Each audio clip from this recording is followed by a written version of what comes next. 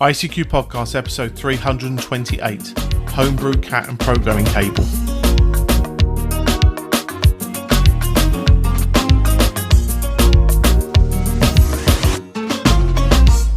Well, hello and welcome fellow Amtown radio enthusiasts to this, our 328th episode of the ICQ Amtown radio podcast, supported this episode by our monthly and annual subscription donors. In this episode, Martin M1MRB is joined by Chris, Mike 0, Tango Charlie Hotel, Martin, Mike 0, Sierra Golf Lima, Ed, DD5 Lima Papa, Frank, Kilo 4, Foxtrot Mike Hotel, and Bill, Whiskey Charlie 3 Bravo, to discuss the latest Amtown radio news. Myself, Colin M6BOY, rounds up the news in brief, and this episode's feature is a feature on Homebrew Cat and Programming Cables. Well, as always, it's our donors that keep this show advert-free and show their value for what we do and help us pay our way. So we'd like to thank the annual and monthly subscription donors, for continuing their support of the show. It's greatly appreciated.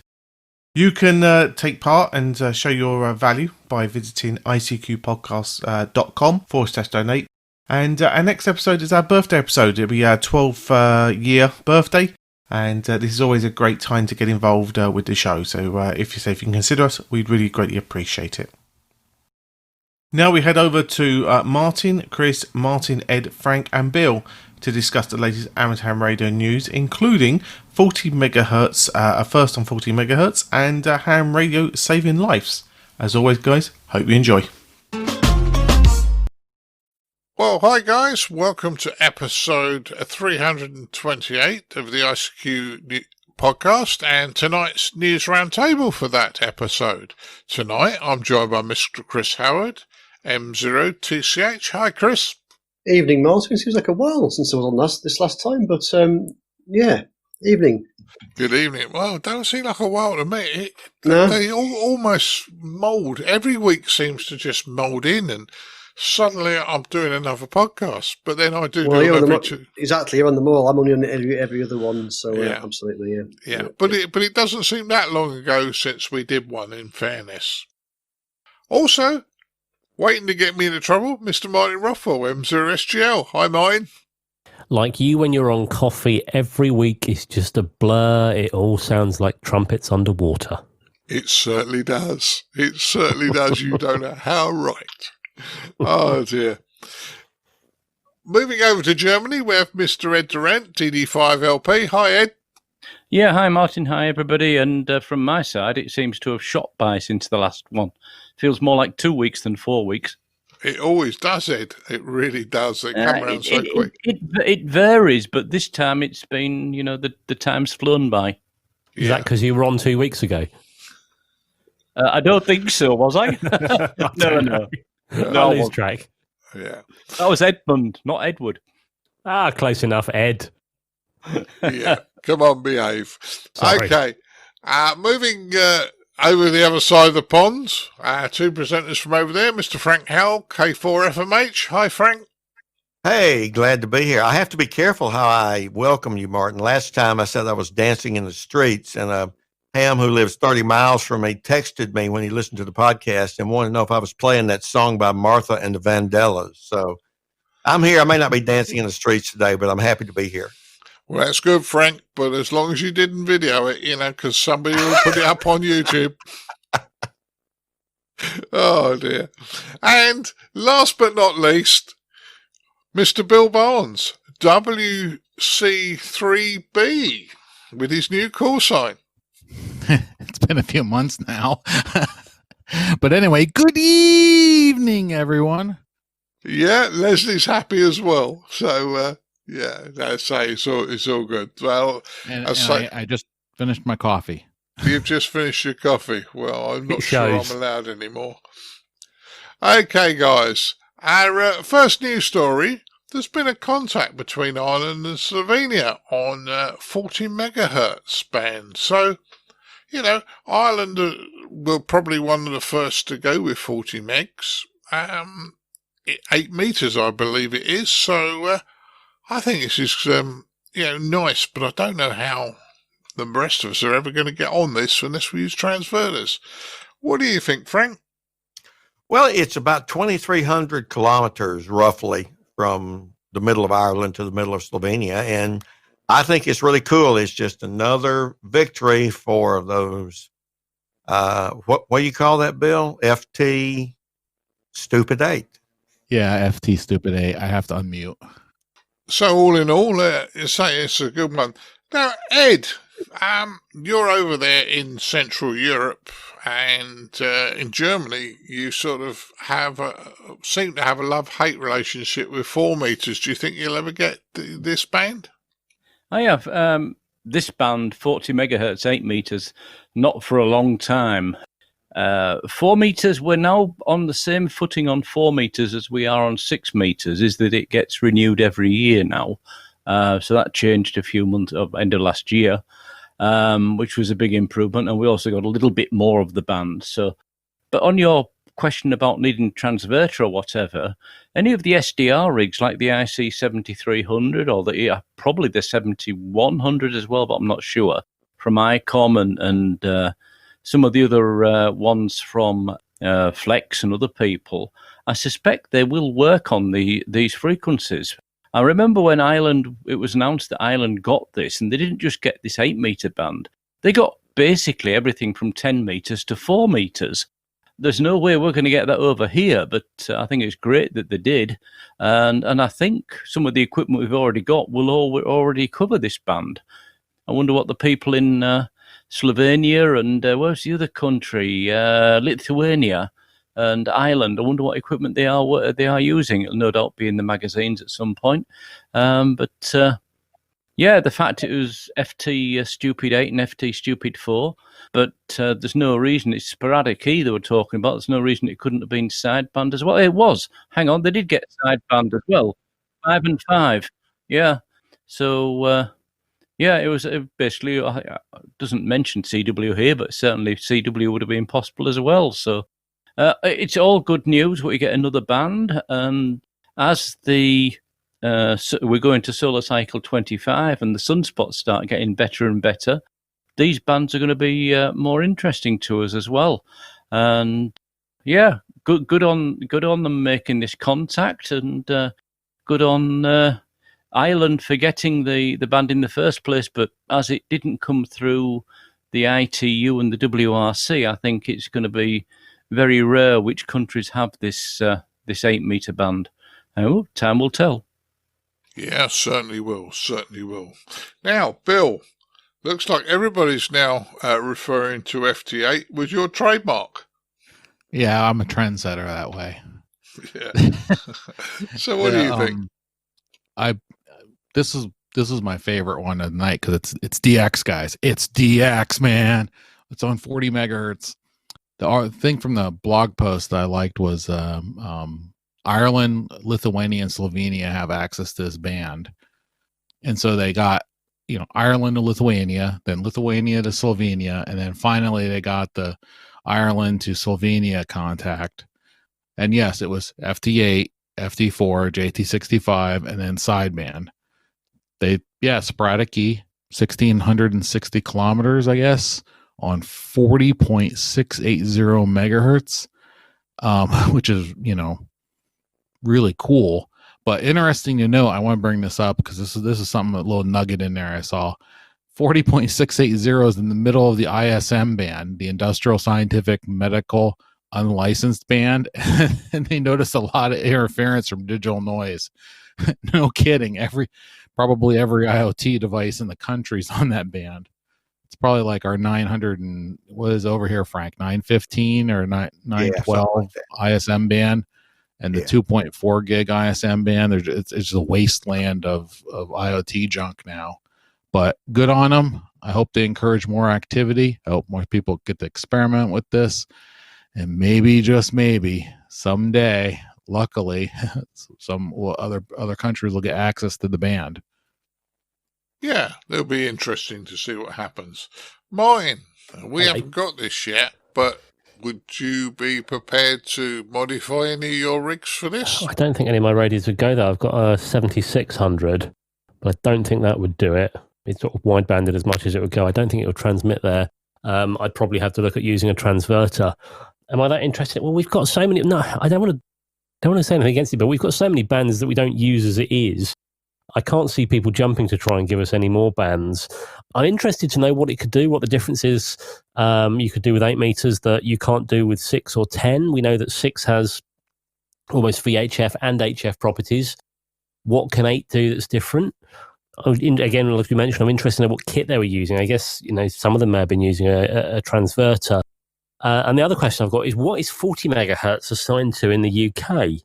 Now, I don't think I've ever listened there to find out. I know that in 30 megahertz, like 31 megahertz, we used to have cordless telephones, the analog ones. I dare say there's probably some military stuff in there somewhere. I don't know that for sure, but 40 megahertz, I don't know. I guess it depends on what's assigned there as to whether or not that would ever be a consideration.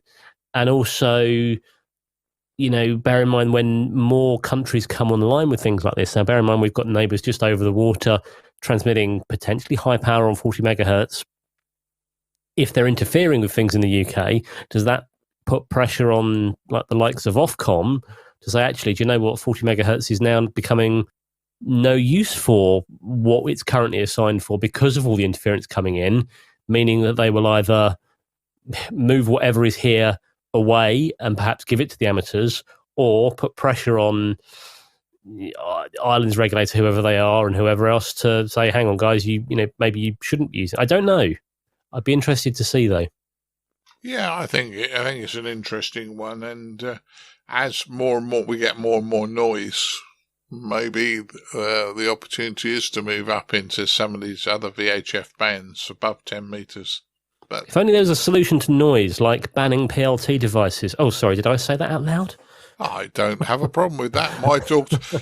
My daughter said she was going to put a PLT device in the place where she's living. Disown her.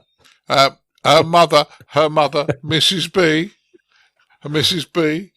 took her aside and explained a few things to her. She said, your dad will never talk to you ever again. Yes, your dad will be round with a roll of Ethernet cable and his crimp tool. Yeah. So anyway, that's done. Chris, what's your thoughts on this one? Well, I think it's great. We know that when sporadic heat kicks in, it does have some amazing results. We've had lots of activity recently on 6 meters and 4 meters. Sorry, 6 meters and 10 meters, should I say? Unfortunately, it's not a band that we have access to. 40 megahertz is not, as you say, not part of our UK allocation. But hey, you never know. In the future, it might be. Like I said, there aren't many rigs that can probably support this at this stage, and transverter is probably what you need. I think I'm going to receive it using my SDR player receiver. So receiving it wouldn't be a problem, but transmitting it would be. And just to looking at the UK frequency allocation table that Ofcom have, currently it appears to be, I think it's military. I think it just talk about responsibility for granting permissions to use these frequencies at rest for defence. So I think it's a military part of the band. Probably just reserved and not use them. I think it's reserved, but I think it's also used for low power devices. It talks about ISM, so industrial, scientific, and medical applications. So I think it's very low power devices as well that may be around there as well. So that's SUAS between 40 around about, well, actually between 40.02 and 40.98 megahertz. The very bottom of 40 megahertz up to 40.02 is for analog cordless phones. Interestingly, so. Yeah, there's a fair range there, but it looks like defence is the main. They've got reservation, shall we say, on that part of the band. Same on this side of the pond. There you go. Yeah, I looked it up quick because I knew this felt familiar. Last year around this time, amateur by who was it? KU3N. Oh, Michelle. That's it. Michelle Bradley requested a 8 meter band on a secondary basis in the ISM segment between 40.51 and 40.70. But the spectrum between 40 and 41 megahertz over here is allocated to the federal government. And so it's not under the FCC, it's under the NTIA. So it's defense. So there's been no, I don't remember any update about this, so I don't think anything. I think we might have covered that, Bill. Didn't we discuss it? I think so too. Yeah, I think so. That's why everything feels familiar. I'm having deja vu all over again. I think I'll also be interested as well to understand, obviously this is a completely new band for a lot of people and what its characteristics are. We know that different bands have got different characteristics, and it'd be interesting to know, this is obviously in the VHF part of the spectrum, but what are its characteristics? Does it work better at certain times of day? Does it, I assume the ionosphere doesn't have an impact on it because it's in the VHF range. But I guess people will learn, and perhaps it becomes more popular, where it might be useful over other bands. Yeah, I think that's probably not quite right. I think the ionosphere will have an effect because you get F-layer propagation on 6 meters, so there's no reason you wouldn't get it on 8. And I've put into our notes as well the IC7300 as an example of a rig that a lot of people have. If you have the wideband modification done on that, or you do it yourself, then it definitely covers this band, transmit and receive. Interesting. If you're brave, it looks like you got to remove some components. So you've got a diode to cut. Yeah. For brave people, I don't think I'm doing that to mine. Surface mount diodes, I'm sure. Contact your local dealer if you have the license to operate on the band. Yeah, come on, Chris, we'll get the electric drill out. Yeah. Hey, Chris, I've got a big Martin's soldering roof. on. Oh, you have? So I thought you were talking about Martin's, or should I say Carol's car there and drilling holes in it again. I shouldn't do that. We'll do it at the same time. We'll put an aerial on Martin's car and we'll wideband your rig all at the same time. Sounds you great. all chickened out when I wanted to put an aerial on the top of my car. I was up for that. I even brought the drill. Drilling a hole through the roof of the car. You're a brave man. Yeah, I was up for it on my old Mazda. Anyway, never mind. Moving down, there's an interesting story that's just come up, and it says Transatlantic emergency call. And following depending on which side of the pond you were on, that was what came up in the States. In the UK, it was UK Radio Ham answers call for help. And effectively, this was bounced all around the world by effectively a DMR radio that was connected to a fusion talk group. And when the guy put a call out, he was answered in the UK from the States. So, Bill, go on, you go first on this one. I knew you were going to throw it to me. It's like, here's a story that he has nothing to say about. Let's throw it to Bill first. No, I'm just kidding, everybody. This is a fun story. I'm glad the guy got help. So basically, he needed help. Only thing that worked was his radio. Somehow it looks like he got into a fusion repeater, and the talk group was linked on DMR somehow. I didn't even know they could do that until I read this article. And Maxis Johnson, GM0MRJ, answered a call and was able to get another ham in the States to relay and get a hold of 911, because I guess ham was in Delaware, the person that needed help was in New York. The ham in the state side was in Delaware, and the other gentleman was in Scotland. And they were able to get this guy help. So this is a really neat story, and that's also neat how it showed up on both sides of the pond. Yeah, I think well, it shows how international amateur radio is and how we can all work together. Martin, what's your thoughts on this one, being a fusion man? Well, I said it before, I'll say it 1,000 times. When all else fails, amateur radio. It's fantastic, the interconnecting things between DMR, Fusion and D-Star. People laughed when it was set up, but it works really, really well. It's another reason that we should be embracing this kind of digital technology for whatever your repeaters have. I know that when we go walking in areas with no phone signal, we've been up to like the Lake District and stuff in the UK. We take radios programmed with amateur radio, repeaters, PMR, and various other things, just in case we have an issue. And because we know that phones don't work. People may poke fun at us. You're playing with toys and things like that, but it's just another great example of what radio can do. Albeit in this case, I think he had his phone, but he just couldn't reach it for whatever reason. So he may have had a signal, may have been able to call 999 or 911, but couldn't reach it for whatever reason.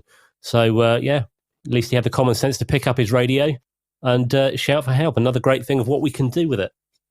Certainly is, and as you say, people can take the mickey, but if they're in peril and you turn up with a handheld and you can get through, then the Mickey taking seems to disappear. Yeah. Ed, what's your thoughts on this, man? Well, this is as much a story about community as about technology. Yeah, as you were saying, the gentleman in question, Richard Tashner, suffered a medical emergency. I presume he had a stroke or something and collapsed. He couldn't get to his phone, but luckily he was close enough to grab the microphone on his DMR radio, and got answered by the Scottish ham, who then put out a call for anyone in the States. And it looks to me like it might even have gone out of a normal RF repeater that was linked to the digital voice network. And interesting here, it says here that the dispatcher in New York was able to hear part of the call of what was going on in the background and was amazed at how the communication had gone from New York to Scotland to Delaware and then back again, and that it all happened so quickly. So I think it was a matter of as much community, in other words, we're helping each other as we obviously would, as much as the technology in place that was, lucky it was there and possibly saved the gentleman's life. Certainly saved him any further discomfort because the medical people got there quickly. Certainly was. Now, Chris, I know you're not the biggest fan of DMR, but hey, look, if it works, whatever you got to do, really. So if you've got an emergency, if someone's having a problem, then whatever works is fine. I don't have a problem with DMR in terms of the technology or the fact that it's using the internet. I'm quite happy with things like D-Star, for example.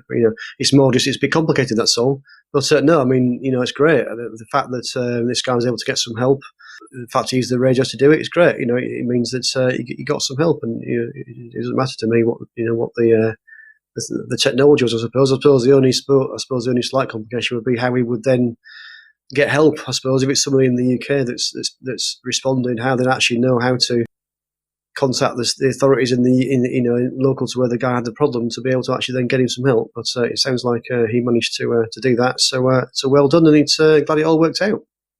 Yeah, that's good. Well, I know that we've got DMR set up, and you and I have had a number of calls through and tested it. You're happier, but there was a time when you might have thrown it out of the wall or driven over it. Well, no, I've got a Motorola, so driving over it wouldn't really help, to be honest with you. But just bend your car. Now exactly. Now I've got my hotspot though. It is a little bit easier, and I'm sort of finally, I think, figuring it out. But yes, it's a pretty solid handheld I've got there. So driving over it would probably damage the car, like Martin was saying. Yeah. Last words on this one, Frank. What's your thoughts? Well, in the States, there was a sort of an infamous TV commercial that was advertising an emergency paging fob to wear around one's neck. And there was this elderly lady who fell. And the infamous line, "I've fallen and I can't get up." That came to mind for me when I hear this. And I think one of my jokes in our rehearsal review of the stories was I wouldn't accept the help because it wasn't real radio. Now, that was obviously said in jest. And I think the other presenters have said it, any port in a storm, and who cares what the minutia of the connection was. But it's just an incredible example of the kind of the beauty and magic of amateur radio. And sometimes I know the Yaesu Fusion guy here, John Kruk, sort of doesn't want the Fusion networks linked and things like that because of quality issues. But hams are innovative, and doing these cross-linking from DMR to Fusion literally saves somebody's life. So, Sir Elton, you need to get your recording on and do a "Someone Saved My Life with Ham Radio" version on. Yeah, well, that was quite a nice introduction to the next story, because somebody did have their life saved. Another person had their life saved by ham radio. So, Frank, you were last on that one. Do you want to go first on this one? Well, I think this is the parallel story. Alden Jones, KC1 JWR of Bennington, Vermont, had a medical incident and passed out while he was hiking. I'm not a big hiker. I have a close friend, N5DU, who's hiked the Appalachian Trail for a couple of decades. And Says, it just happens all the time. That's why he carried his H2 with him. And he was certainly out of reach, although not too far from his home, and was able to use amateur radio to contact help, basically. And so Vermont police was involved in that sort of thing. So I think when ham radio calls law enforcement, they tend to listen maybe a little more acutely than they would sort of the average Joe or Jane. But this is just another example of the value when a club, in this case, the Northern Berkshire Amateur Radio Club's K1 FFK repeater, you say, wow, we put this money in here and we talk on it some, but what good is it? Well, it can be life-savingly good. So here's another episode of Ham Radio. As Martin Rothwell said, it saves the day. Yeah, and let's bring Martin in to have his say. Well, again, we hear of all these things, and there's so many cases when, ham radio saves lives. So, even thinking about this, I'm reminded of a guy who was, I think, out on Exmoor and had a load of scouts or guides he was there with and needed medical attention, and his phone didn't work. And of course, at the time, he had to, when he got hold of someone, the guy that he got hold of on the repeater had to explain to the dispatcher what ham radio actually is and why he was 25 miles away calling the emergency services, and which of course wasn't going to a local place to where they needed help. It's great in this case that the emergency services here that understood what ham radio was, understood what was going on. And again, it proves that you just cannot rely on cellular networks in an emergency. You bear in mind, if whoever you pay your money to, whether you're paying to Verizon, Sprint, O2, Vodafone, whoever your phone company is, if you dial the emergency number, it will pick up any network that it can hear, because the network will just hear an emergency call go out and say, okay, I've got best signal for you, I'll get you connected. And if you're out and and you cannot make any call at all, that proves, even in London we can go out, there's no signal in vast sections of London on some phones. So in this case, ham radio comes into its own. Glad he was carrying a radio with him in this case. And, even thinking now, I look in my bag, I've always got radio in my bag. Not necessarily for that reason, but I've got it. Yeah, I like you, Martin. I carry a radio in the door pocket of my car. And before anybody shouts at me, I'll tell you, it's a UV5R, a Baofeng UV5R, and it has one major advantage. The on-off switch works. When you turn it off, it turns off and it doesn't drain the battery like most other radios. So that sits in the door pocket ready to go, and it gets used every other week as a test, but it's there as an emergency radio in the door pocket. Nothing wrong with the Baofengs. No. Do what they say on the tin. Yeah, true. Chris, what's your thoughts? Well, yeah, great. I mean, I carry my radio in my bag. I've got an ICOM, I think, or so a couple of radios I've got, and I've typically got one with me. And it's useful if you want to listen to a repeater or something, or, if there was an emergency, it's another option, isn't it? You might have your phone. That'd probably be the first thing I'd do, frankly, because obviously that's, going to go straight through to the emergency services. But as a backup option, if like Martin was saying, if there's no signal for whatever reason, find a local repeater and put a shout through that, and you never know. Hopefully you'll find someone to help you out. But so yeah, absolutely, it's another option, isn't it? Certainly is. So Ed, your thoughts on this one? Yeah, just to expand on a couple of points in the article that the listeners may not have picked up on. The story is that this gentleman collapsed, and he was very lucky that an EMT from the Appalachian Mountain Rescue Team was on a parallel track quite close by and saw him collapse and dashed over there, obviously, to help. But then he hit the problem. The gentleman from the Mountain Rescue, who only had a cell phone with him, couldn't call 911. And, okay, the medical tech helped Mr. Jones, and he regained consciousness, and it was Mr. Jones himself that started the sequence, that's the word I'm looking for, a sequence of actions that eventually came to him being rescued. And yeah, as we said before, that repeater on the top of the mountaintop there that the club put all the money in to put up there and maintain, it only needs to save somebody's life like this once a year or once ever. It's paid for itself. And yeah, the other funny thing about this is the amateur affected. I'm trying to see where his call sign is in here. KC1JWR. Actually spent the rest of his time when he was flown out with the helicopter and everything else telling the people all about amateur radio. And he reckons that he's going to get a couple of people applying for the license now. So, this guy's had a collapse. He's used the radio himself once he's had first aid. And then he won't stop talking about amateur radio. Sounds like one of the crowd.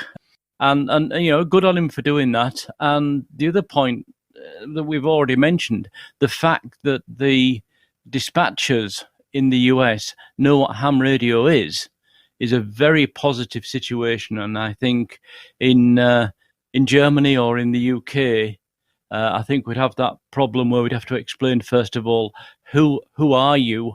How are you getting this information? Can we trust you? Whereas in the US, because ham radio works in national emergencies a lot more than we than over here, because thankfully we don't have so many, they're well known, and the dispatchers go, yes, I know what ham radio is, that's fine, I can trust him, let's take some action. And we need to get to that level in Europe as well. Yeah, I agree with everything you said, Ed. I agree on that 100%. So, Bill, last thoughts on this one? Everybody covered it really well. But the one thing I expected Ed to cover, sorry, Ed, Ed's the guru of hiking and going up on mountaintops, if anyone's wondering. So this just reiterates the point. This guy was hiking, and it said in the article that it's not far from his home. So please make sure you tell people where you're going and when to expect you, and, pack a few things in your bag that you may need in an emergency, not just a radio. Because interestingly enough, over here on where I live in the middle of nowhere in the Pennsylvania, you drive 15, 20 minutes off the interstate, you have no cell phone signal. And you may not have repeater access either. Repeaters are slowly withering away as there's no clubs to support them anymore. So yeah, just make sure you loop in as you're planning your next excursion and stuff. Make sure you let people know where you're going and when to expect you, and the route you're going to take, so they can try to find you. That, and or get one of those very expensive GPS satellite rescue systems where you can hit the panic button and stay where you're at, and they'll come get you. Can I just add something on that, Bill? You mentioned the things where you press the button, the satellite things. Oh yeah, there's a video of a guy, and he was talking about like his prepared car and things like that. And he actually got into trouble somewhere out in the wilds of nowhere in America. I forget where. And he said, right, I've activated my personal locator beacon. It's got a flashing light. I just have to wait. I'm completely stuck and stranded. And it took them about 18 hours to get to him. And I don't think he was massively far away.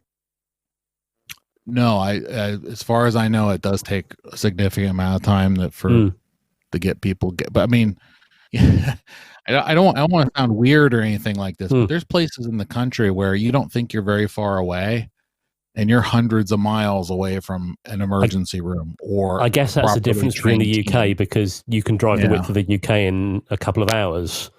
But I guess in the States it's much easier. So I don't appreciate that. Yeah, a lot of places have infrastructure set up so that if you get into an emergency, they can get to you.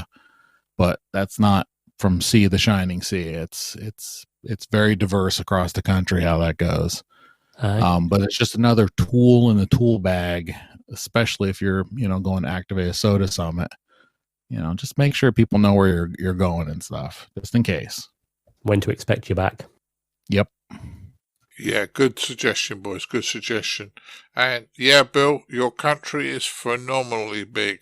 I remember it took us last year when we went to Dayton 3 hours to get out of Chicago. So, yeah, I could drive right across London in an hour and a half, absolute maximum at rush hour time. But 3 hours to get from the airport to the house. To be fair, they were roadworks, then, Martin, weren't they, in Chicago at the time? Nah, it was pretty horrendous, wasn't it, Chris? You know, Martin, I've got to get you a pair of cowboy boots and a hat and take you across Texas. It might take about 3 days. That'll do, Frank. On horseback. Oh, that'd be fun. I would pay to see that with Martin on horseback. I just know at one point in my life I sat at the Lincoln Tunnel going in New York City for an hour and a half in the tunnel. Oh, man, and apparently being underground bothers me after a while. That's something I didn't know about myself.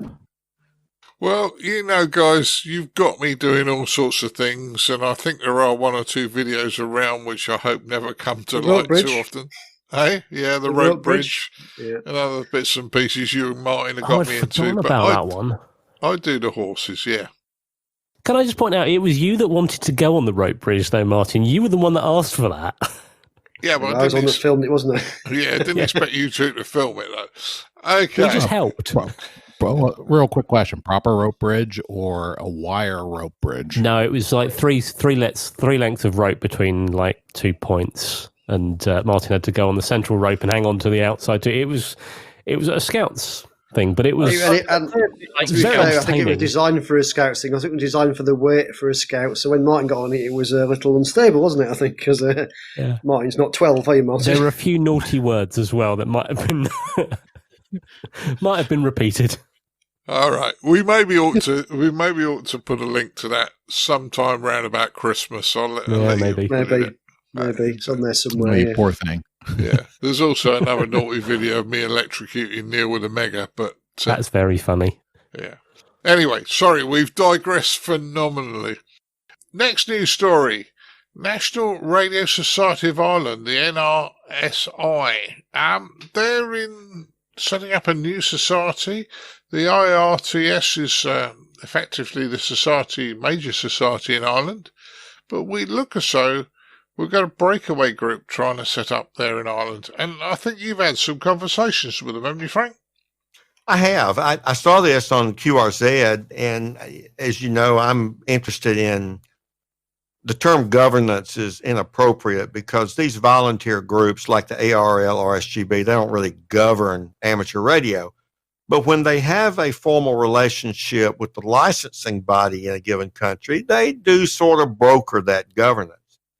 In a previous podcast, I think Ed and I talked a bit about Australia having 2 amateur radio societies, and I made note, well, I wonder how much competition to serve their customers, how that impacts. So I was interested in this story from that perspective, and sent an email, and the guy actually called me, and we chatted for about 45 minutes. And some of this is not on the web yet, but most of the people in NRSI, I think as he called it, National Radio Society of Ireland, are people who had been in the long-term group there, and they were very dissatisfied. And like many splits in radio clubs, you'll have a group go off and do their own. So this is that, and it will be interesting to see how they survive. Now, they're pushing emergency communications.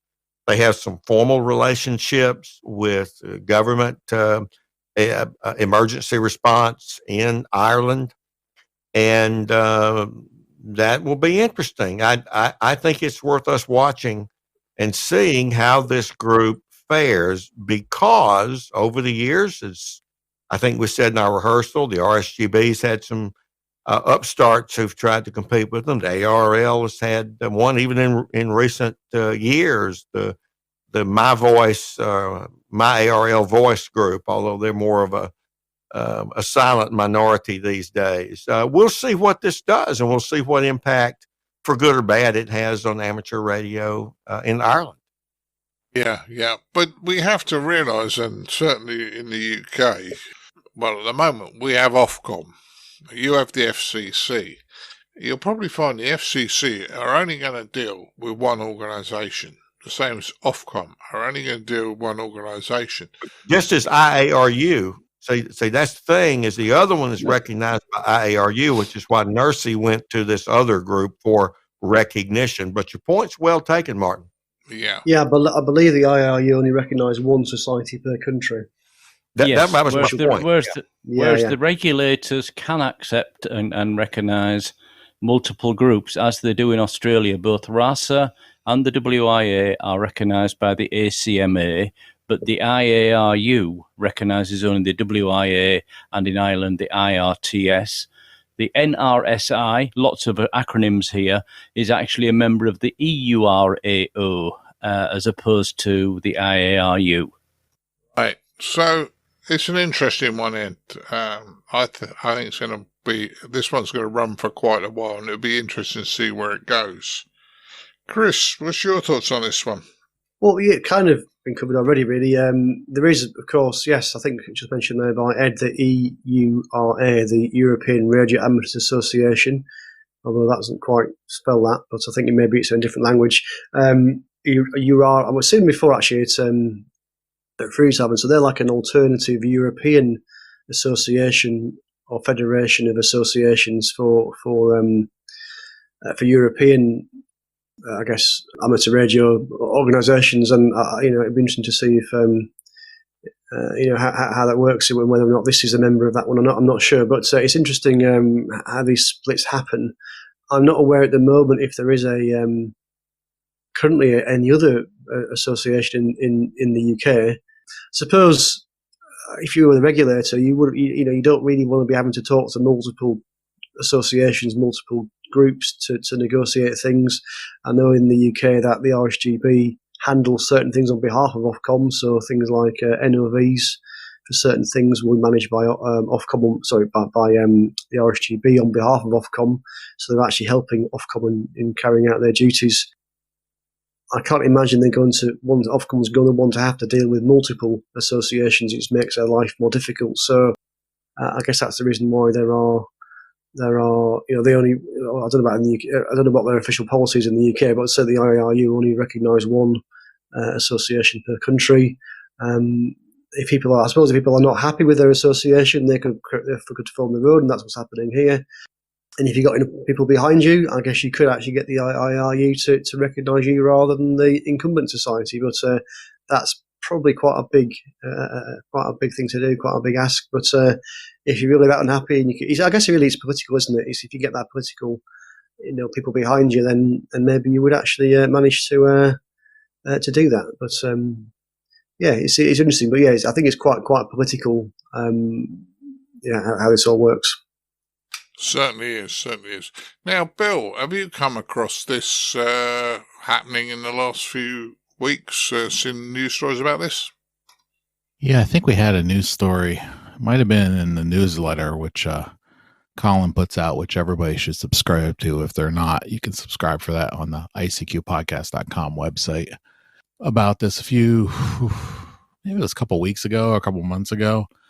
But it's, they're doing PR. It's getting around. Whole thing's kind of confusing because it's really hard to deal with multiple national groups. But at the same time, they do have a pretty good list of what they're trying to do. So things like license advice and training. They're going to do weekly radio on the air nets. They're going to do a newsletter and a magazine. They're going to give assistance and advice with technical issues. Like Frank said, they have a whole big bulk part of what they're going to do is with emergency radio communications and the various, different things that comes with. They're also going to do some contesting, local events. You now have my attention. And they're going to try to do an annual conference. It's very ambitious, and I do wish them lots of luck because it's very hard to do a lot of this stuff normally, let alone during the current situation that we're having globally. So good luck, and we'll see how they do in a couple of years. Yeah, there's always, as you say, there's a lot more work that goes on in the background that a lot of people don't appreciate to setting some of these things up. So, if they're able to do it, it'd be interesting. Marlin, what's your thoughts? Now, normally, I'd say support your national body, whoever they are, the RSGB, the NRRL, whoever. But I've got to ask the question, what have the official body in Ireland done that is so terrible that people are taking this into their own hands to create a new national body? If you've got enough people together to support your new national body, could you not poll your official body to do better, to pull their finger out? I mean, I have no dealings with the official body in Ireland, so I don't really know. I don't even know their name. But could you not pressure them rather than trying to confuse matters? Because which group do you join? If we had an alternative in the UK to the RSGB, which one would I join? Typically, I'd probably go with the one that's recognised, as you mentioned, by Ofcom, by the RRU. I think it's just adding confusion to the matter for the Irish amateurs. Martin, let me just try to help answer, just because the guy actually talked with me. Part of it is some of that was tried internally. There was a power struggle. And the focus has been, whether you're a DX or contester, or you're an experimenter, or you're an MCOMer, or you're whatever, it doesn't matter. But their focus was mainly on DXing, to the detriment of time spent on other things, particularly MCOM. At least that was the argument the gentleman gave to me. And so some of them who were the older group have pulled out to create this new one to try to do exactly what you say is the very logical question. Why don't you do more of this stuff? The people in power wouldn't do it. Now, that was the argument presented. So I'm just sort of throwing that out there because I totally agree with your question. No, that makes a lot more sense. I mean, I still think it's confusing for the sort of the typical, Joe Blogs average ham radio guy. Which one do I join? But I guess it's watch this space, see what happens. I think that the problem somewhat can also be that our hobby now is not like it was in the 30s and 40s.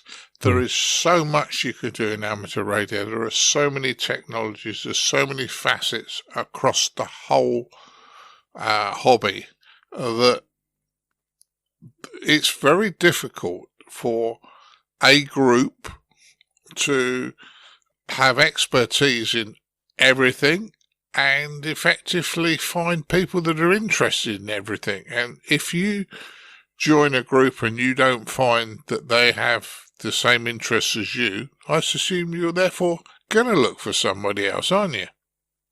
Yeah, I guess so. Yeah. So we'll watch this one. We'll watch this one and go from there. So, Ed, what's your thoughts on the Irish issue? Well, I think what the others said is fair enough. However, reading the website from the new group, the NRSI, they don't seem to be stepping on the toes of the IRTS as regards communicating with the Broadcasting Authority, which I think is the BAI, the Broadcasting Authority of Ireland, which is their Department of Communications. However, there's nothing to say they wouldn't do that in the future if they needed to. They've got a whole lot of services, including the fact that they run the official QSL bureau for Ireland, do the NRSI. So it's almost as if the responsibilities are being split between the IRTS and the NRSI. So that's also going to make it a little confusing for the members. There's emergency comms you've mentioned is very much part of NRSI, and also the repeater management, repeater frequency management and things like this that normally would come under the National Society is now under the NRSI, it seems. So we'll watch this space, but it's, as I said, it's almost as if they've split the responsibilities between the two organisations. And if that's been done on a reasonably friendly basis, then all power to them. Yeah, that's good, Ed. That's good. Ed, you put up the next news story, Intrepid DX Group Youth Essay. Do you want to go first on this one? Yeah, okay. The Intrepid DX Group is one of these groups that puts on DX expeditions or sponsors other people to do the DX expeditions around the world. And they've, in the last couple of days, they've announced the fact that within the US, any young US hams, so I think that's 119. I can't remember where it says here, but I think you have to check the details on our website. They're asking them to put together a essay of what are your goals in amateur radio. Also, how did you get into amateur radio, and how can we attract more people into amateur radio? Now, these kind of surveys have been around before, but the difference with this one is they're offering a prize, and they're offering a rather nice prize. They're offering a brand new ICOM IC7300 transceiver. So I think that might well tempt people to put pen to paper in the US. And it'll be very interesting to see what they get out of this, and I'm hoping they'll publish what they find in the way of ideas and experiences, because if that's a major part of the market for new amateurs, then the more that everybody can know about what's of interest to the younger people, the under-19s, the better for all of us. So it looks like a group here that are prepared to put their money where their questions are, and good luck to them, and let's hope they get a lot of entries. Yeah, sounds good. Chris, what's your thoughts? Yeah, no, I think it's excellent. I think it's a great way to encourage young people to get into the hobby, or to continue in the hobby. I suppose they're probably already licensed, but if there's a temptation to get an IC. A nice ICOM radio out of this, then I think that's going to be great motivation. I think the conditions are they have to keep it for a year and use it, which I think is fair enough. And I think it's going to get people interested. It's going to hopefully get some folks to actually think about amateur radio. How I think the questions they're asked to, or the topics they're asked to write about, are what are your goals, and how do we attract more youth into amateur radio? So I think that's they may even get some good answers there, which may help us to understand a little bit more about youngsters and how we might be able to get them into the hobby. So I think it's a win-win, really. Yeah, and with a nice new shiny rig, you might get some more contesters, Bill, and improving their licenses moving up. What do you think? Yeah, I'm all for that. And the Intrepid DX group does help out a lot of folks out there with the expeditions and other things like this. So I think this is pretty neat.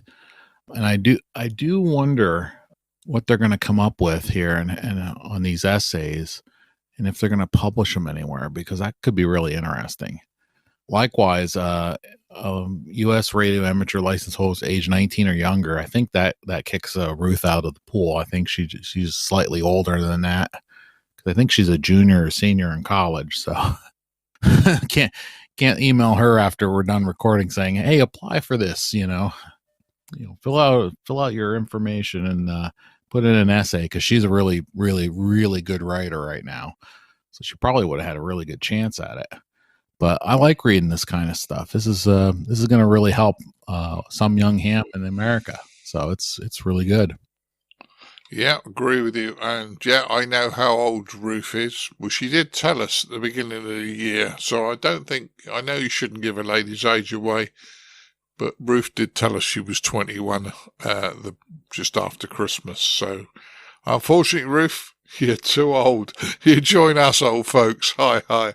But never mind. Frank, what's your thoughts? Oh, yeah, as I'm fairly consistent in this, I'm about anything that promotes understanding what young people think about amateur radio, because I think that's part of a key. Instead of imposing what we graybeards think they should think. So I agree with Bill and the others. I think this is terrific, and there's nothing like a nice looking new rig. It's got these funny lights glowing on the front and buttons to push and all that kind of stuff. And the 7300 is that. So good on them. And I hope they do publish all of the essays, because I think we can all benefit by reading what these young people have to say. I agree with you, Frank. Agree with you on that one. Martin, I'm afraid you're too old, son. It's all right. I think it's a great thing for the kids to get involved with this. It does say on the bottom of this, one of the terms and conditions, all submissions become the property of the Intrepid DX Group and may be published. So there you go, it might be published. I think this is great. It's a chance for a youngster that's committed to the hobby, perhaps a youngster that has little money, that may only have a relatively cheap radio or anything like that at the moment, to get their hands on a fairly decent radio. They're going to have to work for it a little bit and writing an essay, rather than just going onto a website, answering a simple question or registering your interest. But, at the end of the day, that does at least prove that if you're going to spend the time to do this essay, you actually really want the radio and you really want the prize, and you're more likely to use it. And say the ICOM 7300, it's a great radio. It may not be the best radio ever made, but of all the radios that are out at the moment, it's a pretty decent radio. I wouldn't mind having one of those.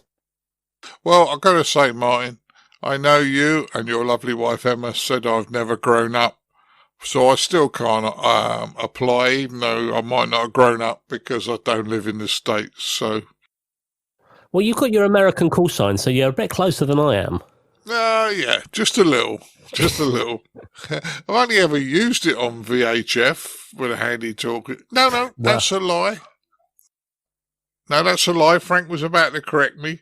There are pictures of me operating outside our place where we stayed in Lebanon, in the States, operating Frank's rig in the front yard of this lovely house, isn't it, Frank? I think you're well known on 40 meters at this point here in the States. All right. Okay. Yeah. So, yeah, that was good. That was good fun. Okay, last news story. This came out fairly recently. Chris, you put it up on the website, so I'll let you go first in a minute. But online remote invigilation has been expanded, and it talks about a number of people who've taken their exams while the lockdown was on. And I think somebody said earlier when we were having a bit of a chat, maybe we ought to have more lockdowns because then we get more people into the hobby. Over to you, Chris. Don't give them ideas. Well, I mean, this is phenomenal. We've had 800 people pass their foundation exam remotely, so taking the online remote invigilation option through the RSGB. That's been lockdown's been 3 months? So that's a phenomenal number of people that have decided, maybe because of the lockdown, they decided to study for the exam and take it. Maybe they've just been waiting, and the effort of actually going to a club and the rest of it has just been a pain. And now they've made it much, much easier to take your exam and get your license. So this is a phenomenal success.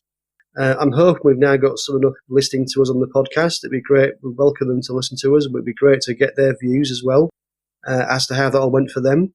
But so, yeah, I think this is a great success. And they're also saying they've got another 650 people already booked in for their exam to go forward. So that's a phenomenal number of people that will have their exam, have their license over this period. So I think that's a positive from the lockdown, is that we've actually going to have some new people on the air. So I think we should welcome them, listen out for those people with the M7 call sign, which is the new prefix for foundation license holders here in the UK, and welcome them into the hobby, and hope they progress and make a really enjoy our hobby and make the best of it. So I'm hoping they've actually got some listening to our podcast and founders, and we'd like to talk to them, I suppose. So those are my thoughts. Yeah, that's good news. Martin, any thoughts on this one? Online remote invigilation expanded. I'm still not big on remote invigilation. Yes, it's getting more people into the hobby, which is great and fantastic. But at the same time, I'm not convinced, with the lack of practicals, that everyone getting into the hobby will find it as easy as there are certain things that you have to do during the course of the practicals, terminating cables, tuning antennas, etc., that you can only learn by doing them. And I think there's going to be people getting in there that might know the theory or the basic theory of it, that have no idea how to put it into practice. So, okay, great, you've got your license, I've got my antenna, I've got this, how do I plug it in? Now that can work in a good way for the clubs and things, because people might go online, they're going to find a club to go to. But of course, at the moment, you can't do that. Hence, we are doing online invigilation. So it's catch-22. I don't know. I don't know how it's going to play, but, at the end of the day, there are more M7s appearing day by day. I hear them on the local repeater, I hear them on HF, I hear them on the various digital platforms that I listen to. So people are getting online, and certainly D-Star is definitely getting a lot more popular with a lot more M7s coming on there. And I guess it's people are perhaps going into or ordering a radio online and connecting to their local repeater, because you don't have to do very much to do that. You just have to program your radio, which you can do in software, and get online that way, rather than having to put big setups up. But I don't know, let's watch this space and see what happens. Yeah, well, I did say earlier that my only concern on this is that if every one of us today is honest, we were mic shy. The first time you picked up a mic and you pushed that PTT button, you got tongue-tied. It took a while to feel confident to talk on the radio. And Absolutely. I do wonder whether lack of practicals will mean that some of these people will never go on the air. And that's the big shame. I understand why we're doing it, and I'm not picking a fight, but I do understand and do worry. What's your thoughts on this one, Ed? Well, leading right on from what you said, I agree with you. The sudden surge of another, over 1,000 amateurs in the UK, I think as soon as the lockdowns are finished, or as soon as there are ways to have a few people gather together safely under the pandemic, I'd like to see the clubs running some basic courses to introduce the people to operating on the new hams. It might just be sitting them down at the club rig and telling them what to say and what to press, and have the first QSO. Once they've got the first couple of QSOs in the log, so to speak, or out of the way, the majority of them will be no holding them back. Another question, I don't know if anybody on the show tonight knows, but I did think there was talk about expanding the remote testing to the other classes of licensed as well. Has anybody heard anything about that? I thought they were going to bring in the at least the middle class as well in the next month or so. So the intermediate, the RFG website is still showing that as being a future thing, but I think they have the intention of doing it. However, I did see something last night on Twitter about them doing it, so I'm a little bit confused. I don't think it's there quite yet, and I think, frankly, the number of people taking their foundation, the people that have already booked up those slots, the additional 650 people, I think they're going to be having enough, busy enough, frankly, trying to manage those. But hopefully they will also get the intermediate working. And I agree. I think clubs need to really promote themselves and help people out. People, like you say, people that have just done the online exam and not actually read the book and not been in a course or not ever actually used a radio or had anybody sit next to them that she's done before. Like you were saying, people can be mic shy, and I think clubs have got a role to play there. So I think we should be promoting the clubs to help people. So hopefully, once the lockdown's over, we'll get people approaching clubs and wanting to for us to help them, which is what clubs are all about. Yeah, and I'd actually suggest that rather than the requirement to be a club member before this happens, to offer these kind of introductory courses, if you like, or hands-on experience to non-members. And if they then choose to become a member afterwards, fine. But make sure that everybody knows you're not committed to becoming a member of a club, because some people would simply not go because they go, I don't want to be a member of a club. I hate clubs. I had problem in the badminton club or whatever other club. I don't want to be a member of a club anymore, but I do need help to actually know how to operate the radio. And I think that sort of approach and have the clubs publicise across the board when they're doing it. I suspect it might be like a maximum of 10 people at a time or something over an afternoon. We need the clubs to step up to this, because, they are the people that have got the skills. And the other thought was on the intermediate examination unless they can actually get some possibly different examiners to the people who are doing the foundation. Then maybe the RSGB can start the intermediate testing as well. Yeah, well, there's a lot that could happen, Ed. A lot that could happen, and it sounds good. Now, Bill, I know this is a UK story, but what's your thoughts on this one? Oh, you know me. I always have thoughts. The follow-up on what Ed was suggesting, get them on Zillow. Teach them how to use radio while they're socially distanced by maybe getting them on Zillow with some clubs and, you know, not necessarily a formal course, but maybe get them into some QSOs to at least get them the idea of what they're going to do on here. Another thing is Martin mentioned mic shyness. I've been at this a really long time. And even now, you know, I get mic shyness on Morse, you know, which I'll talk about in a little bit, but it happens to everybody. It really does. That's absolutely true. Another thing I wanted to bring up was our local club here, which I'm not currently a member, but the president of that club, Dave Mosteller, KC3JNW, he sent out a newsletter last month. I think it was last month. I think it was May. Yeah, I'm pretty sure it was May. Where he actually was a VE for one of these remote testing sessions over here in the States. And it's the current implementation that VEC is using. It was, you know, it took a lot of time because they were three VEs watching the person take the test. So there's a little more work to do on that, so it's not so labor intensive. But I still think any way to get people in is a great way to start. And I do agree with the other comments about getting them hooked up with some mentors somehow. Get them hooked up with a hub of interest, maybe get them hooked up with a club, get them on the air. All these ideas I really think are really good way to go, especially with the really, I mean, if we posted this story on the website about we got 800 successful candidates in the last 2 or 3 months, normally I think we would be jumping up and down too. So it's amazing job by everybody involved, and they should be very, very proud of themselves. Yeah, agree with you, Bill. And while we were talking, I was just thinking, you said Zello. Zello would be good for showing people, but there's no substitute to being right next to.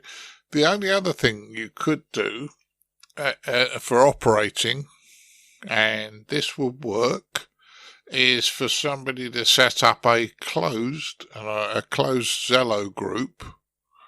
So you could set up a group for Zello, have a group of 10 people, get them to do contacts as if they were on the radio, but they would then actually do QSOs so they were on the radio without going out live and everybody listening. And they could practice to improve their skills so that when they do go out on the air, that they're competent.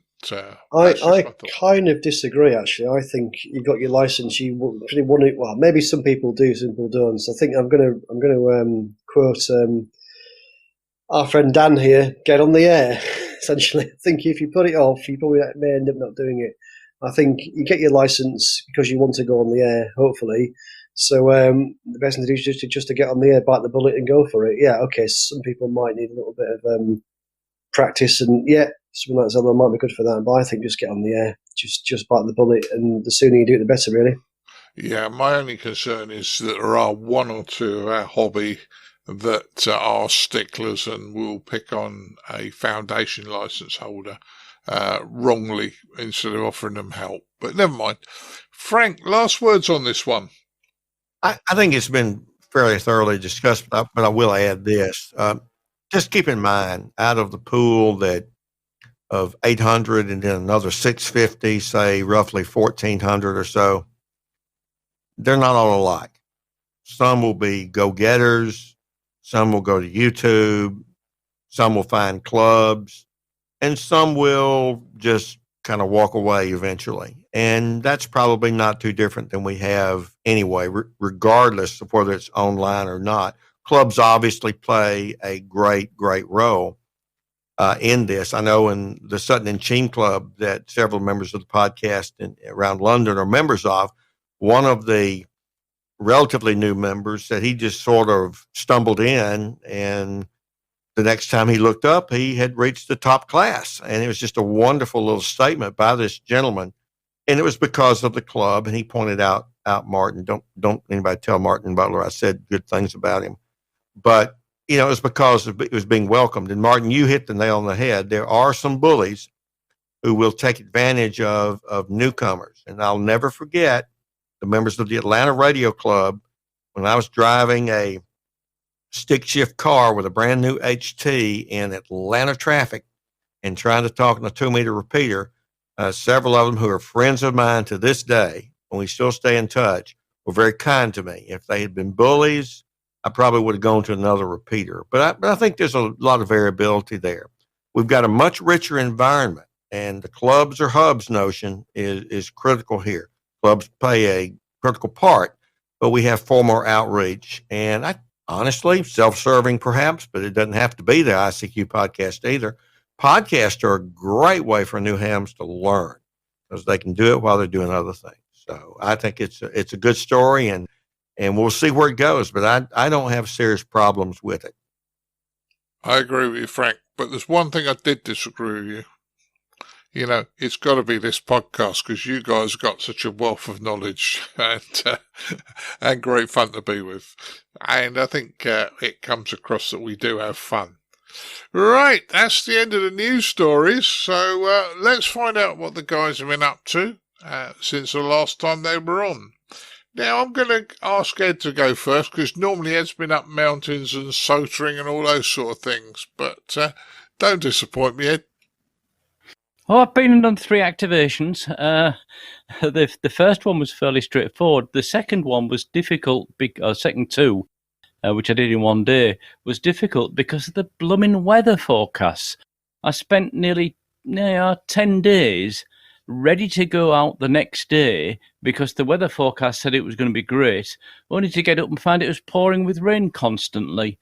Since it was like a 2.5 hour drive to where I wanted to go to, they got put off, and I thought eventually I've got to go because I'm never going to go otherwise. This is getting crazy.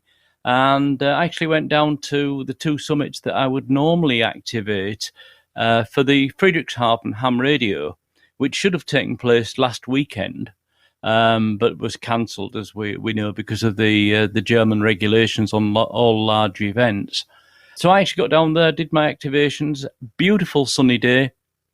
All worked fine apart from breaking one antenna wire, but that's par for the course. But I've got to be honest and say these were not hiking trails or anything. These were one was definitely a drive up summit, and the other one was almost a drive up summit.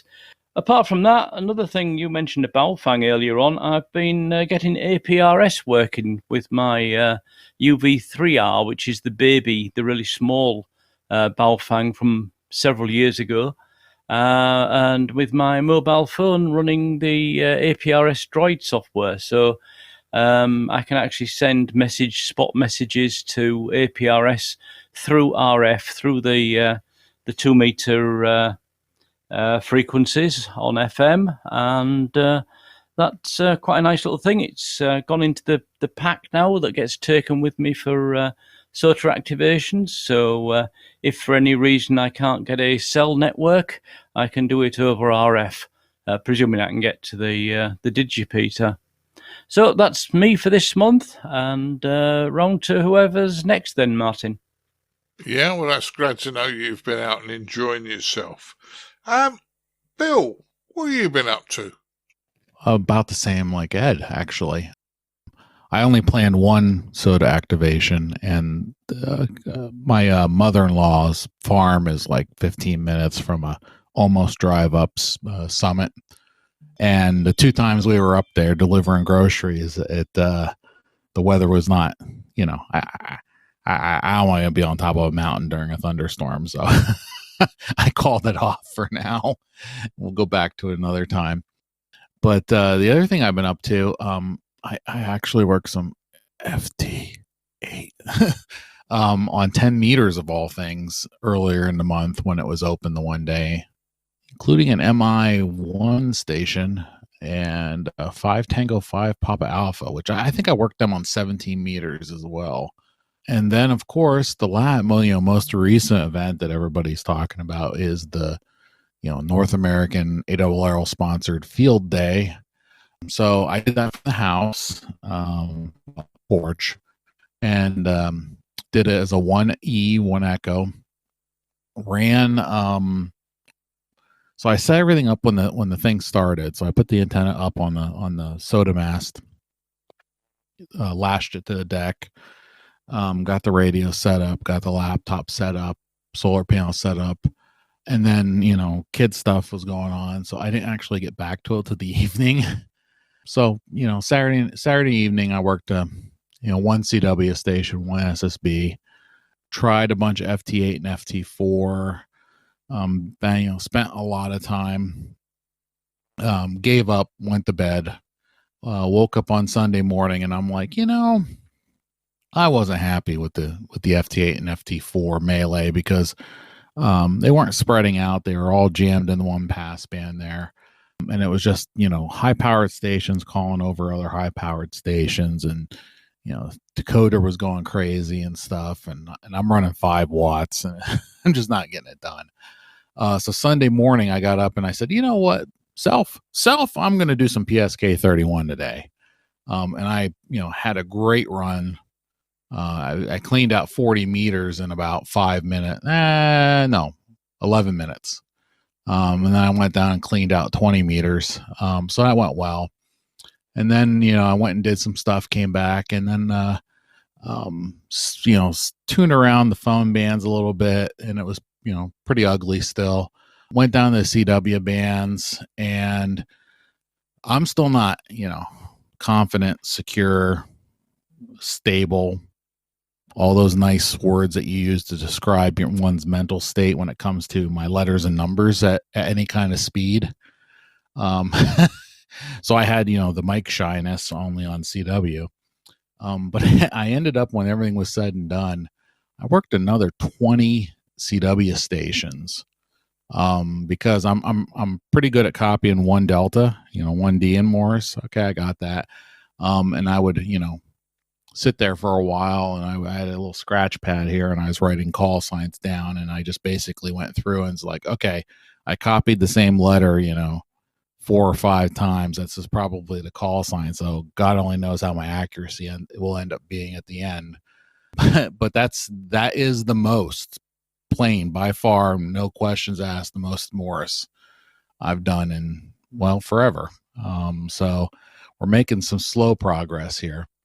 And then the only thing else I want to add to the good of the order here is right now is the 13 Colony special event. So that's the K2A through, I think it's K2M 1x1 calls, and the GB13 COL and the WM3 pen stations. They have a nice certificate. I have it last couple years. More than a couple years. I have 4 of them on the wall. I just looked. That's why I sounded weird, because I turned my head, too far. But they're on the bands from, now that we're recording through July 7th. So go work some Eastern, U.S. stations and send in for a certificate. Even if you only work, 1 station, you can mail in for the certificate, and it's it's on their website. It's like 13call.us or something like that. And they have 13colonies.us, I think is what it is, for us.us. It's a really nice certificate. So keep that in mind. A little activity going on here for next week or so. Keep the bands busy on the East Coast of the States. Yeah, well, it sounds like you've been mega busy, Bill, and very interesting. And I'll say more wallpaper for your wall, I suggest. Martin, what have you been up to? I've probably not as much as I should have been. I've had the antennas unplugged recently due to the hot weather and the upcoming lightning storms they've been threatening. Working from home, done a fair amount of listening on D-Star and Fusion.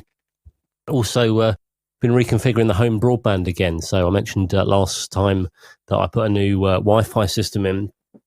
Now I actually have a full 4G failover. So if my OpenReach line goes down, I probably lose connection for maybe 10 seconds just before 4G kicks in.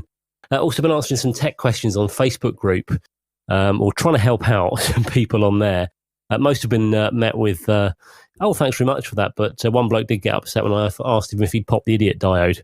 I was trying to save him some money, but hey, if he wants to pay big money for a radio dealer to fix his radio, then that's up to him. But other than that, not much else going on for me.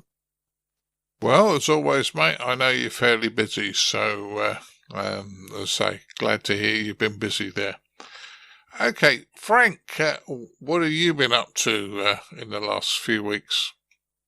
Oh, field day like some of the other presenters have. I don't really enjoy the big group of field day events that much, and given the COVID-19, my club did not do that.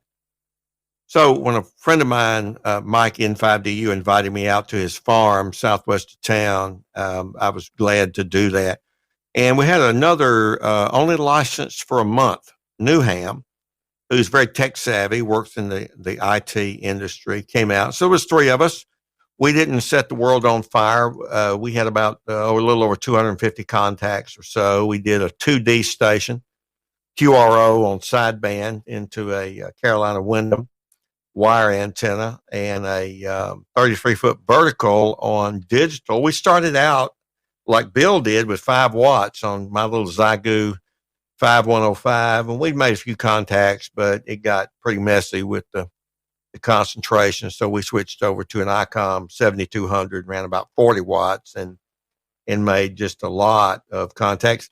The nice thing was that 10 meters, especially 10 meters, was open on field day, made quite a number of contacts there. Of course, we're running some power. So had a good time with field day. Had to rescue one of my Fusion DR1X repeaters that got hung up in transmit mode, and I can't figure out if it's the amplifier. We're running it at 5 watts to drive an external amp. Had to go do a little bit of that with my partner at a broadcast tower there, and we'll get that back on the air soon. And the third activity is more of my research on amateur radio. I know a lot of people will use formulas to compute the distance between one lat line and another lat line, but I want to look at some of the publicly available logs to look at the distance per power unit, that is kilometers per watt, for example. And there are a lot of public logs that have the Maidenhead grid square in them. So I'm pre-computing for the 4-character Maidenhead grid, all the distances from each Maidenhead to another, and then doing it for the 6-character grid. So I've got all that pre-computed and can just match on the point-to-point air. Now that is a little more than it normally sounds. You've got 32,404 character grids, and if you square that and then take out 32,400 for the diagonal, which, something to itself is known, it's 0. It's about 1 billion and 4 million and so point to point. So got that done. My computer I'm on right now is crunching along, doing that for the 6 characters. Once I have that done, I'll do a little work with the Whisper database point to point for the 6 characters, and then do some of the public logs. So I think just the interest of how signals work on given bands, on given days, distance per power is sort of some research that I'll follow. And as we noted in the rehearsal, I did have a paper appear in the National Contesting Journal. It was invited by the editor, Scott Wright, for a survey that the ARL had done with contesters on aging in radio sports. So if you get really, really bored and you have nothing better to do, then look up the National Contesting Journal, and I have the lead article. Part 2 will be out in the next issue. That's about it for me. And I did tell you I read your article, Frank. So there you go. So it was good. Yeah, I can see you've been very, very busy there. And One day I'll give you... I only know my Maidenhead locator off the top of my head to 4 digits, but that's only because when I'm working from home, occasionally somebody asks me that. Chris, what's your what have you been up to then over the last few weeks? Because you and I have pretty much been in lockdown, haven't we? To compare to the other guys, very little, to be honest. I've been probably the busiest I've been doing in the hobby is arranging things for the club really. So we had the session with Rob Sherb, which was fantastic the other week. I think that went out as the previous episode's feature. So that was doing that, which was great, and doing just arranging other speakers and things for the club. So I've done a little bit of HF. I've been on the net Monday night. Yeah, we have a Monday night net with the club, so I've been on that a few times. Like I say, I've been on HF a few times, but that's been about it for me in terms of radio. Mainly been kind of managing the club and that sort of thing, writing newsletters, that sort of thing for the club. But not doing actual radio, I'm afraid. No, well, sometimes it hits us that way, Chris. I know sometimes I look and think, what have I actually done radio-wise? Done lots of things, but there you go. Well, I have had a few HF contacts. I've played with Raspberry Pis.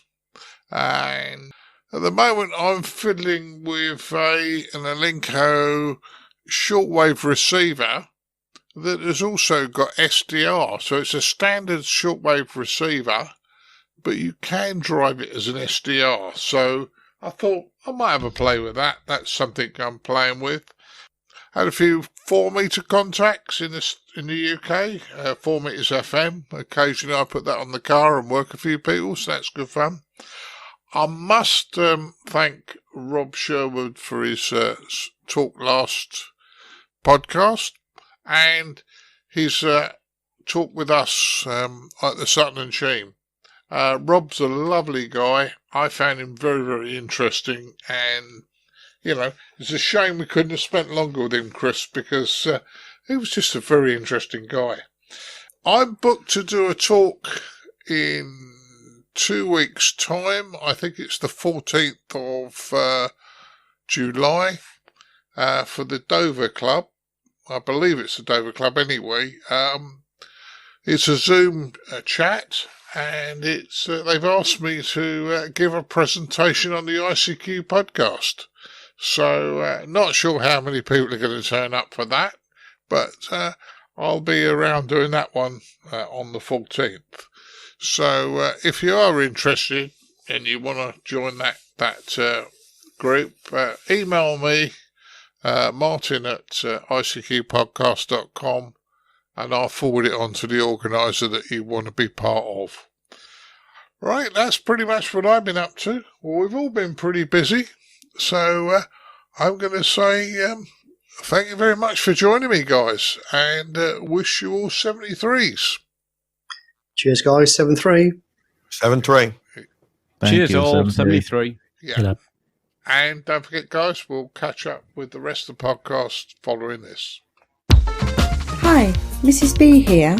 The guys thank you very much for your downloads. However, there are a few things that would help the ICQ podcast to continue to grow. Please subscribe to our YouTube channel. We need you, and it's free. 73's Mrs. B. Now it's time to have a look at the news in brief with me, Colin M6BOY. Start off with news here of a special event call station being available by the Royal Signals Amateur Radio Society. They're celebrating their 100th anniversary, and they'll be using the special event call sign GB100RS through to the end of October this year. Activity will be on various bands, on the HF bands using CW, single sideband RTTY and PSK. Of course, special awards are available, and we'll put a link on the ICQ podcast webpage of where you can find that information about the awards. Continuing about special events, in Wales, the North Wales Amateur Radio Group and the ERIGS DX Group are now active from the Welsh Mountain Zoo, which is located in Colwyn Bay on the North Wales coast. They're going to be using the special event call sign GB0 Whiskey Mike Zulu until middle of July. QSLs are available from the Bureau.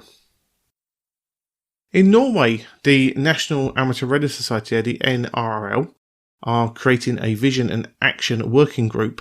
And the group's aim is to foster relationships between the NRRL and other groups, manager training courses, competency raising of their managers and their groups, etc., regional meetings, and outward visibility and more.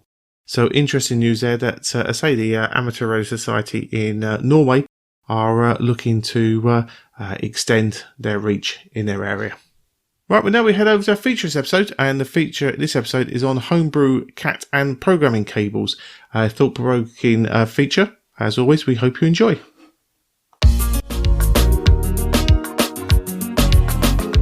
And now what you've all been waiting for, this episode's feature from the ICQ podcast.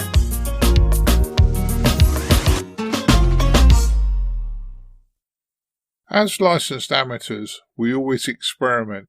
The information within this feature is given in the best will of amateur radio. But however, you do this at your own risk, and if you damage your radio, I don't want you coming back to me complaining. Do your research like I'm doing, and you shouldn't have a problem. But as radio amateurs, we are supposed to experiment, and I hope this will start you thinking about this project. Hi guys, for this episode's feature, I wanted to talk to you about something I've been working on. Now this is a project, and this is not totally finished yet. But if you're like me, you've probably got a number of different radios, and you want to program them. And you end up with hundreds of programming leads. Well, I'm exaggerating a bit, but you end up with a number of programming leads. Each one of these programming leads costs a fair few pennies.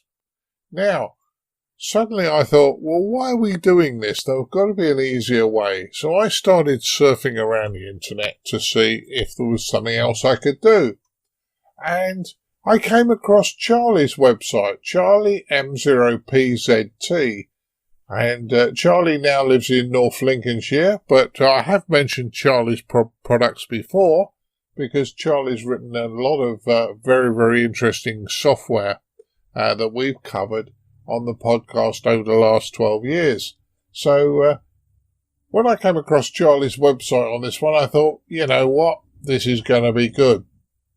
Now what Charlie's website and the particular page, if you go looking for this, the title of the page is Cat Cable on the Cheap. Well, we all like cheap being amateurs.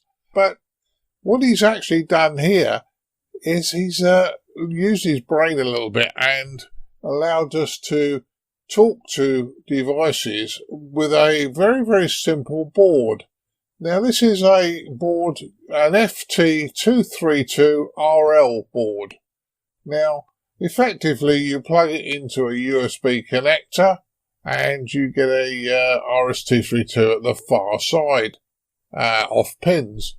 Now, in the nicest possible way, that will allow you then to plug into any PC, and once it's recognised, and these boards are totally recognised because they're used for programming all sorts of other devices that don't have serial USB to serial connectors, like some of the Arduino boards. So this is quite a nice little board. Now the one I bought cost me the grand sum of about £2.50, £2.50, and nice little board, plugged in. It set up on my Windows PC, found a driver for it. Well, it said it didn't need a driver, and instantly became a COM port for me. Now, if that's the case, then all I have to do is connect the output pins to the relevant pins on the radio to be able to program it. And what I've actually done, I've actually output data to the COM port, so I know it actually works that way. And if you look at a lot of programming leads, they usually connect via a 3.5mm jack plug or a 2.5mm jack plug. Sometimes mobile rigs connect via a RJ45 plug, which is quite useful. Now, if you've got strange plugs, and sometimes the radios use what look like keyboard connectors. Well, if you've got an old keyboard that's died, don't throw it away, keep the cable. It could very well come in very, very useful to make a lead up at a later date. So, going forward, Charlie's website talks about making up a cat cable to control his FT857. Now, that connects into the socket on the back, and it's like a keyboard connector. So, there are only 3 connectors you need, which is transmit, receive, and ground. So, quite easy to set up, and with your particular piece of software, you should be able to control that radio. Now, going further, if we want to create cat cables, then this is the way I think to do it in the future, because years ago there were some not correct cables that had the chip that had been pirated, and because the chip had been pirated, the driver company killed us being able to use them. Using this option, we should never get into that problem again. And if you look at your radio or do a search on your radio, there's lots of people telling you what pins do what on the side of your handy talkies. But a good place to start, I would suggest, is the Mikolo site by John Mikolo, M-I-K-L-O-R, Mikolo rather. And he, on one of his pages, talks about how to make up all these different leads for different devices and what to do. You can butcher an old programming lead if need be, or you can use one of the devices like I've said. And they are often referred to as FTDI cables. So with an FTDI cable, you can make up all these sort of things, and you don't have to have the weird driver set because it's already on your device. So kind of a nice way of doing it. Now I'm experimenting at the moment, and as I say, you may decide you're going to rip an old programming lead apart and just use the transmit, receive and ground. You may decide to go the route I'm going down. Whichever way we do it, I think this will save us a good few pennies. And we can use these cables not only for programming, but for cat use. Now, the majority of the time, a cat cable is you're just going to send data to a radio to make it do something. But if you need to, you may, and you only have one data input, you probably need to join the transmit and receive data lines together when you feed to the radio. Now, when you look at a lot of these programming leads, they are not wired how you would necessarily expect them.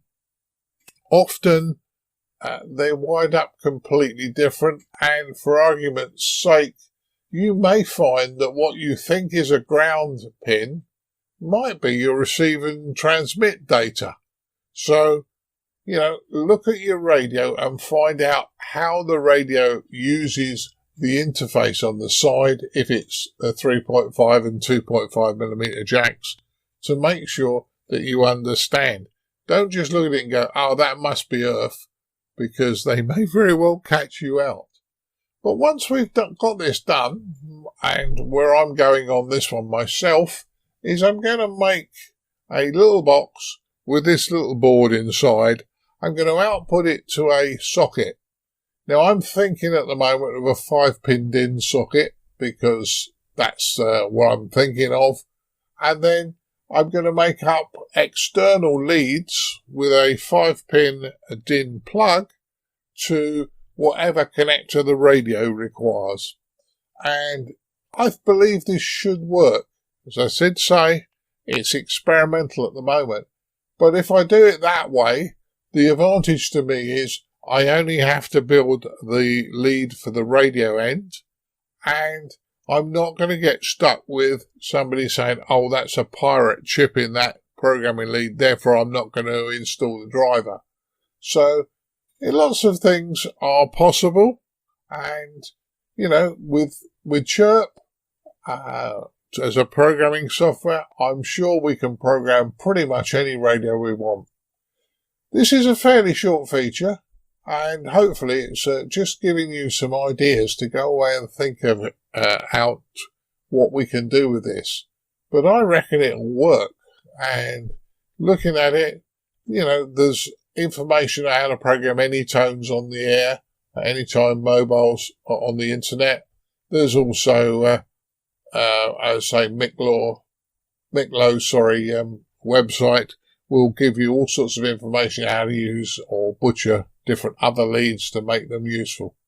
So I think this could be of interest. Well, let me know what you think, and I hope this has been of use. Keep your amateur ham radio podcast advert free by donating less than a length of coax.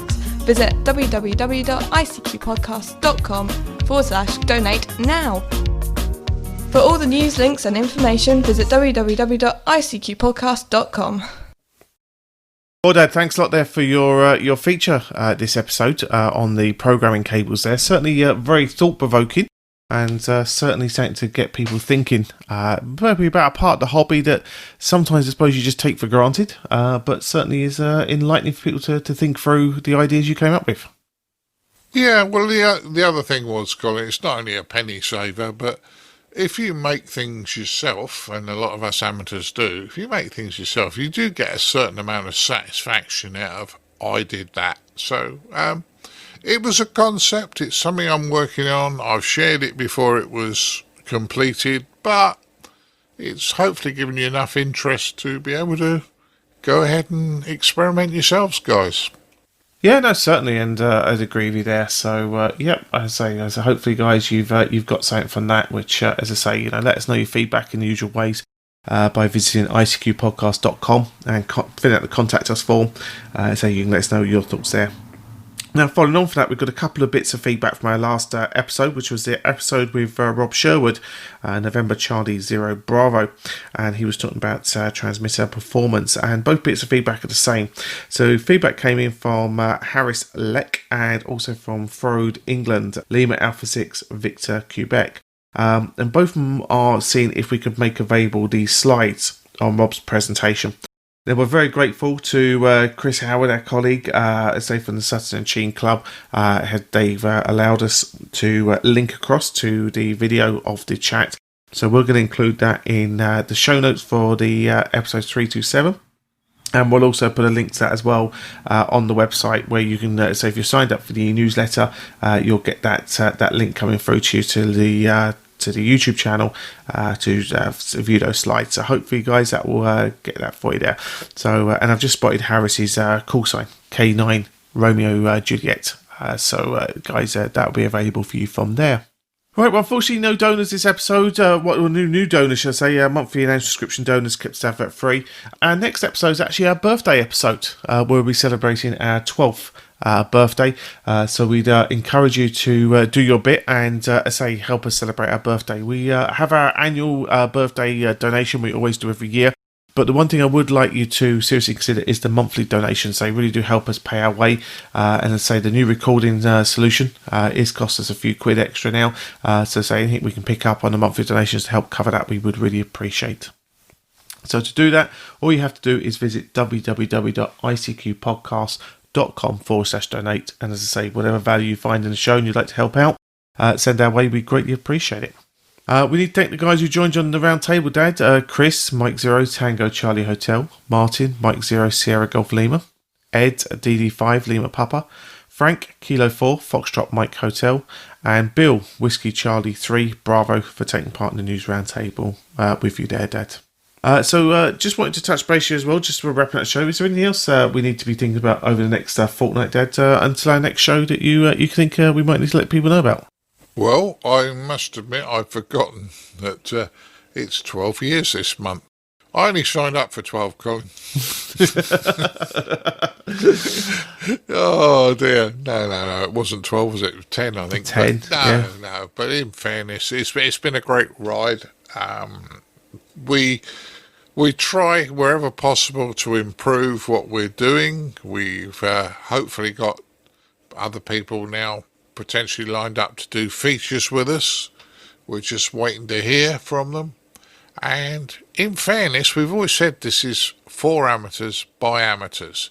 So if you want to record a little bit of audio and send it in to us and say, this is what I'm doing, or this is what's happening, or whatever, or this is what my club's doing, send it along. We won't give you a hard time. If it needs slight cleaning up, we'll do whatever we can for you.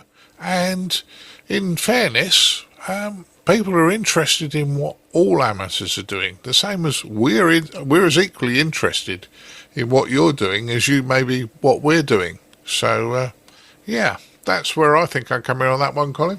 No, I'd agree with you entirely. And as I say, it's that contact us page on icqpodcast.com and certainly reach out to us and we'll certainly help you out along the way there.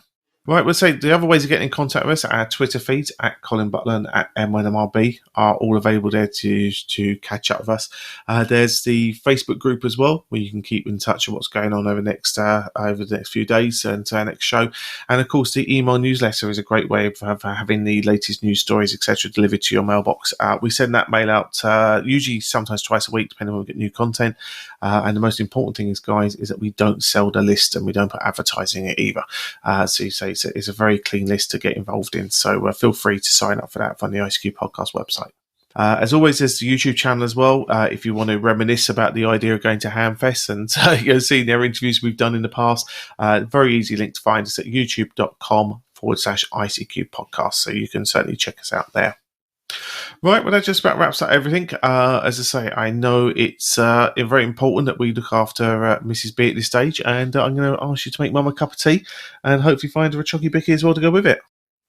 Yeah, Mrs. B and I are going to have a cup of tea shortly, and we'll look out for the chocolate biscuits. But I did mention in the summing up of the News Roundtable, on the 14th of July, I will be doing a Zoom presentation to the Dover Club. Now, if anybody's interested, and I can't guarantee you'll all get an invite, but if anybody's interested of joining that Zoom conference, send me an email. Address is martin@icqpodcast.com. I will forward that on to the relevant people, and hopefully may see some of you at the presentation. The presentation, it's going to be a nice light one. You won't have to worry too much. It's the ICQ podcast story. And we'll show some of the pictures of some of the presenters and some of the things we've done and talk about how we've evolved over the last 12 years, Colin. Perfect. So I know that's always a good fun one when you tell people the story, and people are amazed sometimes. I think of how we do it and why we do it. So certainly if you're a new listener as well and you want to be catching up on how we do things, certainly go from there. Right, well, I'm going to bid you 73s and everyone else as well. And as always, guys, we'll catch up in a fortnight's time where we'll be officially a year older. So see you all then, guys. 73s. Bye bye. 73.